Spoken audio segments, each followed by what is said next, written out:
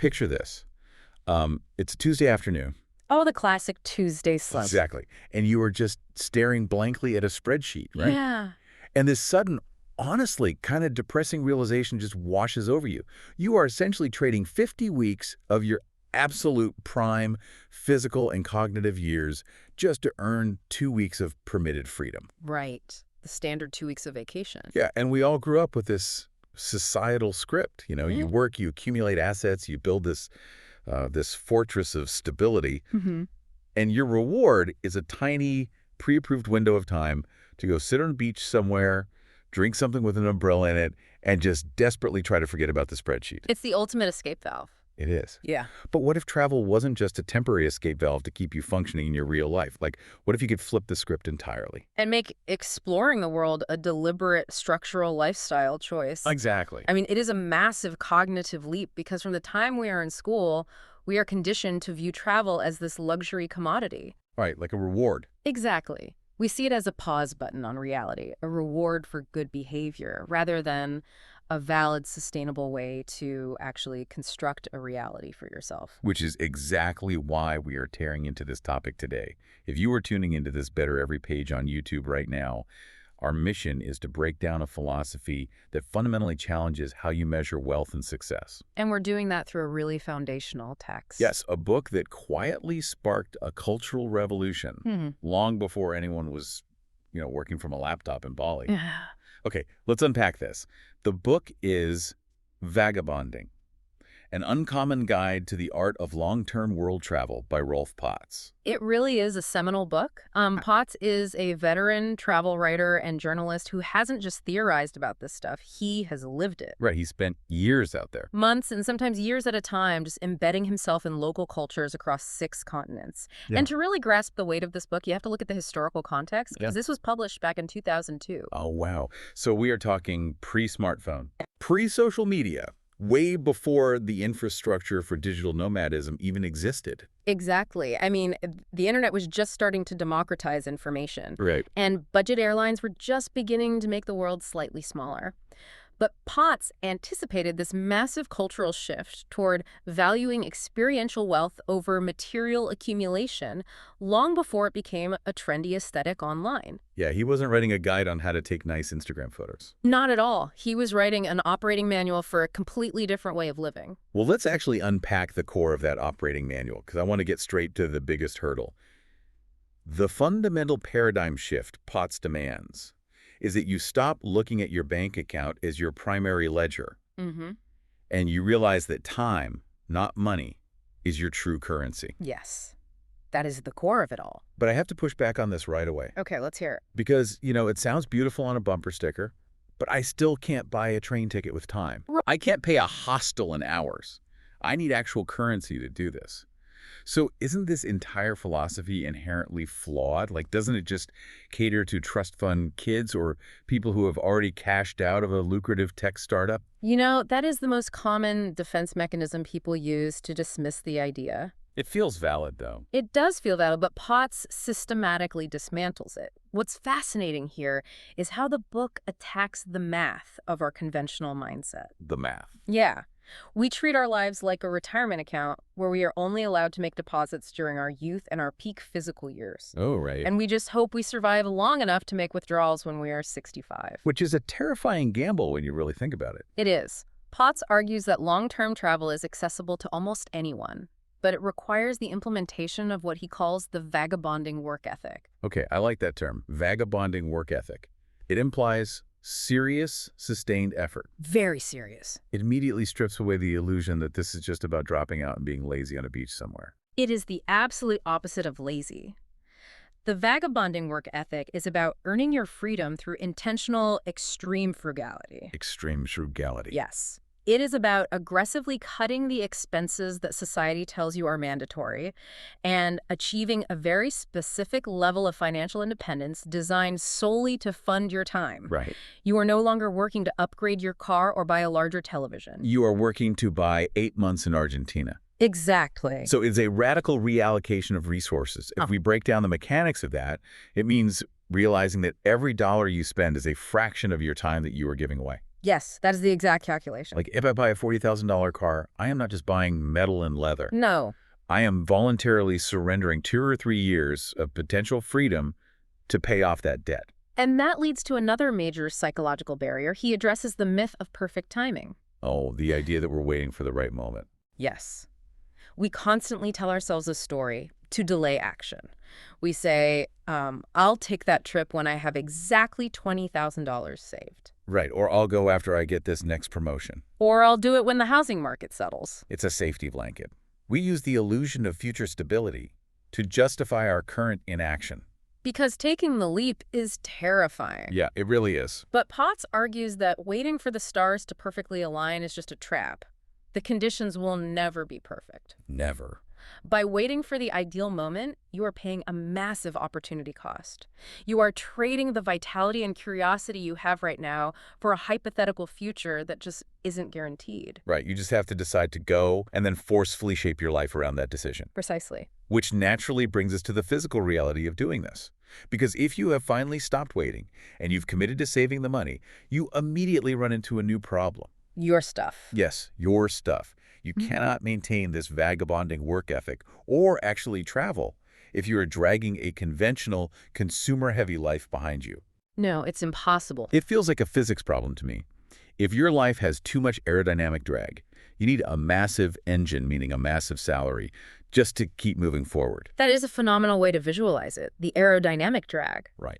Reducing your overhead through simplicity and minimalism is how you streamline that vehicle.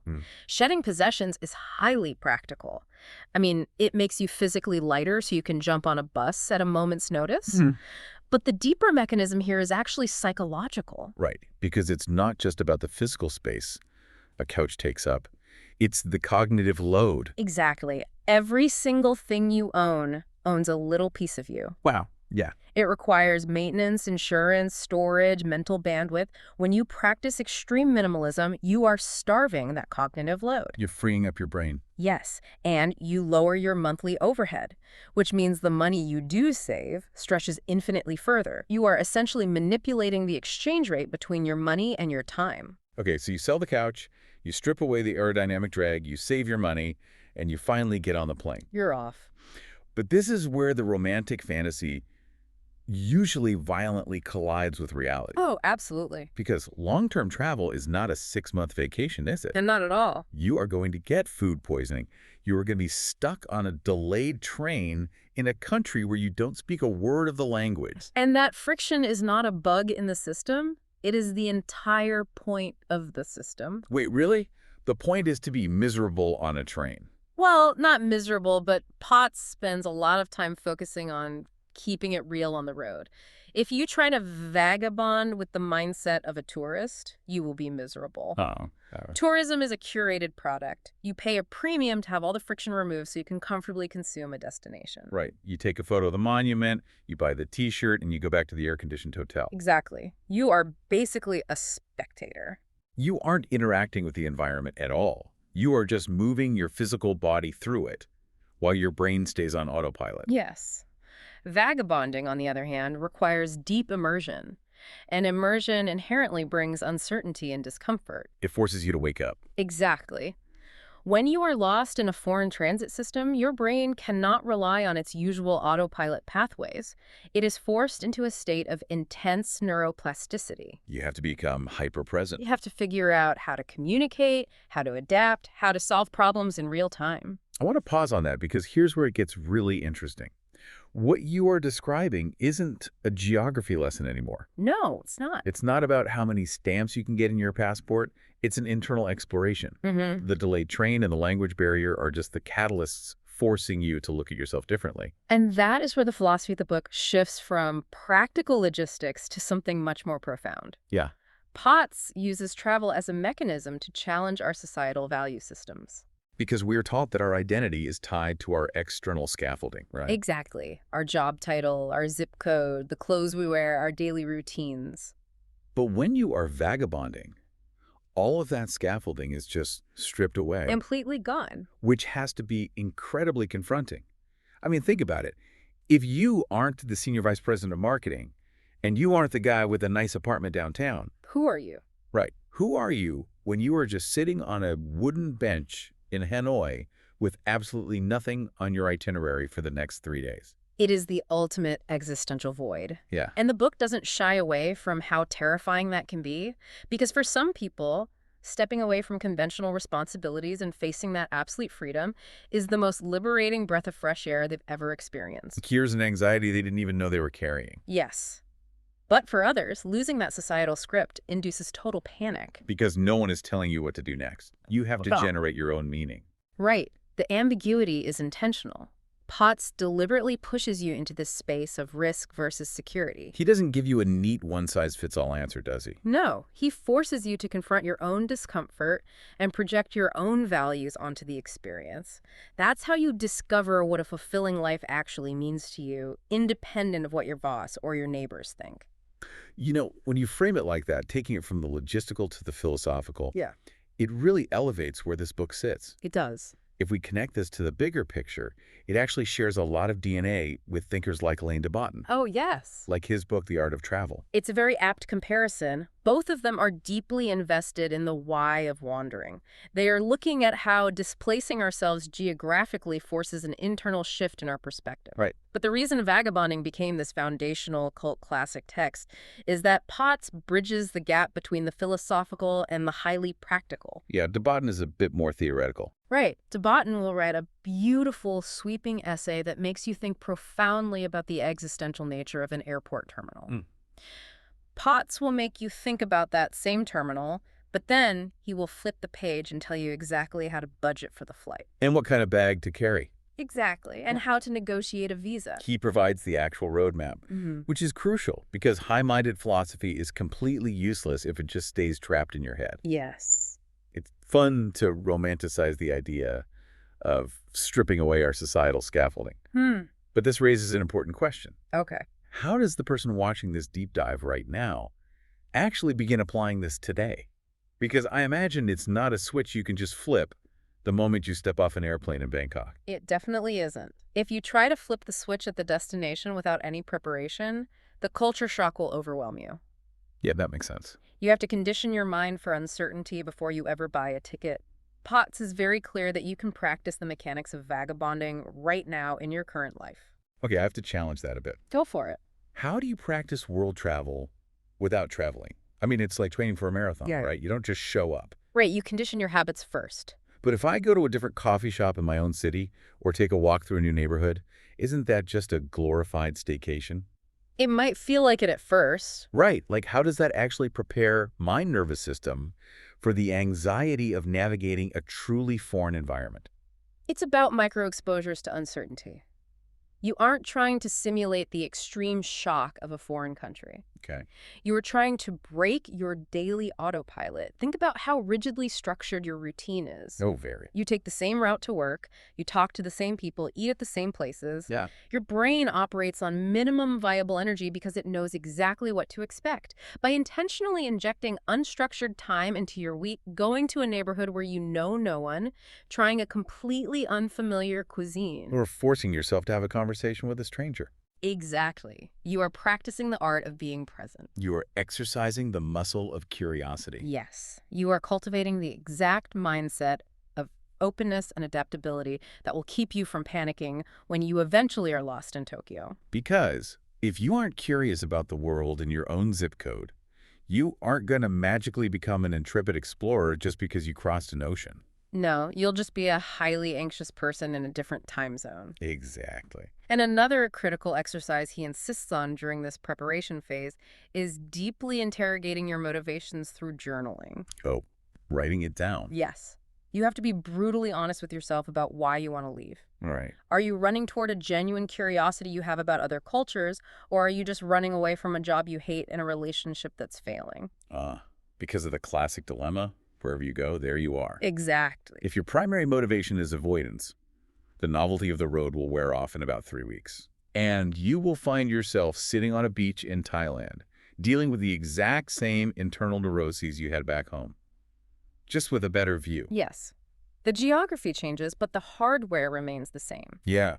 Once you have clarified a healthy motivation, then you can move into the practical framework of planning. But even here, Potts advocates For flexibility, right? Total flexibility. You need to budget and you need to research your entry requirements, sure. But you must leave the itinerary loose. Because if you plan every single hour of the 6-month trip on a spreadsheet, You aren't vagabonding. You have just built yourself a new, stressful job managing a very long, guided tour. right, you have to leave room for the journey to evolve organically based on who you meet and what you learn. Exactly. And he backs all of this up with extensive real-world proof. Yeah, he profiles everyday people who have successfully integrated this. Teachers, laborers, people working temporary jobs abroad to fund the next leg of their trip. It completely shatters the myth that you need a trust fund.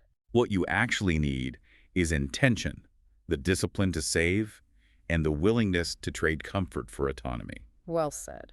But let's look at the final piece of this puzzle. You've saved the money, you've embraced the uncertainty, you've survived the delayed trains, and you've changed as a human being. Right. Eventually the money runs out, or the desire shifts, and you have to go back.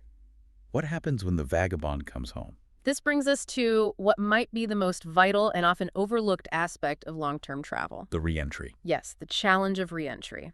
Potts highlights that the most jarring, disorienting part of a year-long journey isn't arriving in a chaotic foreign city. No, No, it's walking back through your own front door. the phenomenon of reverse culture shock. It can be profoundly isolating. I can imagine. You have just spent months or years having your entire worldview dismantled and rebuilt. You have navigated complex challenges. You've met people who live entirely different realities. You have fundamentally rewired how you process information. Exactly. But when you return, your home environment is static. It's frozen in time. Completely. Your friends are still complaining about the same minor office politics. They're still watching the same television shows. The societal script hasn't changed at all. But you have. It must feel like you are speaking a language that no one else in the room can even hear. It really does. And the temptation is to view the trip as a closed chapter, to put the photos in a drawer, put the suit back on, and assimilate back into the old routine as if the growth never happened. Just conform again. Right. But Potts argues that the end of the physical trip is not the end of the vagabonding mindset. The ultimate success of the journey is determined by how you integrate that new version of yourself into your daily life. You have to carry the perspective back with you. You have to maintain that minimalism, that intentionality with your time, and that curiosity about the people around you. Even when you are just going to the grocery store in your hometown. Right. Because the goal isn't to be a nomad forever. The goal is to live a more awake, deliberate life because you traveled. You realize that you don't have to unquestioningly accept the default path society laid out for you. So what does this all mean? What this entire philosophy boils down to is a radical reclaiming of agency. Absolutely. Travel, true exploratory travel, is not a luxury reserved for the elite. Mm-hmm. It is a courageous, deliberate choice to value your time over societal status Mm-hmm. and to prioritize curiosity over comfortable stagnation. It is the realization that the 50 weeks of the year you spend working are your one and only life just as much as the 2 weeks you spend on vacation. Yes. And you hold the power to completely restructure that math. To put that math into perspective, I want to leave you with a final, provocative challenge inspired by the core of this text. I love a good challenge. I want you to think about the next major material purchase you are planning to make. Maybe it's a kitchen renovation, a newer car, or even just upgrading to the newest smartphone. Okay. Take that dollar amount and honestly calculate how many weeks or months of absolute unstructured freedom that money could buy you in a different part of the world. Oh, wow. How much time could you buy to just wake up and own your entire day? That puts it in perspective. And then ask yourself, when you are 80 years old, which of those two purchases will you actually remember? That is a profoundly uncomfortable but completely necessary question to sit with. Thank you for taking this journey of self-discovery with us today. If you've been tuning into this Better Every Page on YouTube, remember that the map has always been in your hands. It really has. Keep turning the pages of your own life. Critically examine what you are trading your time for, and maybe, just maybe, it is time to stop working for those 2 weeks of permission and start working for your actual freedom.